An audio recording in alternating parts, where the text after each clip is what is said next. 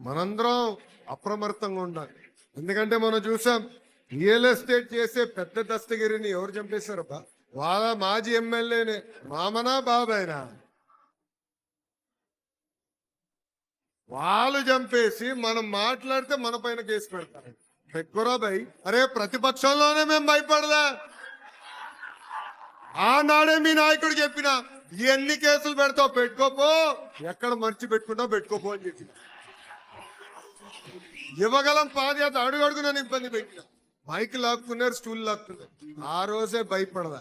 అన్ని విషయాలు బయటకు వస్తాయి. ఆ వ్యక్తి కూడా చెప్తున్నా, త్వరలో నీ టైం కూడా వస్తుందబ్బా. ఎవరైతే చట్టాలు ఉల్లంఘించారు ఎవరిని వదిలిపెట్టే ప్రసక్తే ఉండదు. ఫలానా వ్యక్తి మావయ్యని, ఫలానా వ్యక్తి బాబాయ్ అనుకుంటే ఆ వ్యక్తి కూడా నేను కాపాడలేడని ఈ సభాముఖం ఆ వ్యక్తికి నేను హెచ్చరిక జారీ చేస్తున్నాను.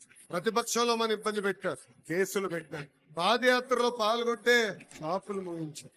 కానీ నాకు అండగా నిలబడింది ఆ ఎదురు కూర్చుని ప్రశ్నిస్తుంది. ఈ రోజు వేదికమైన మేమందరం కూర్చోగలుగుతున్నాం అంటే దాని వెనకాల మీ కష్టం ఉంది, త్యాగం ఉంది, మీ చెమట. అందుకే మన జరిగిన మహానాడులో నేను చెప్పా, కార్యకర్తనే మా అధినేత.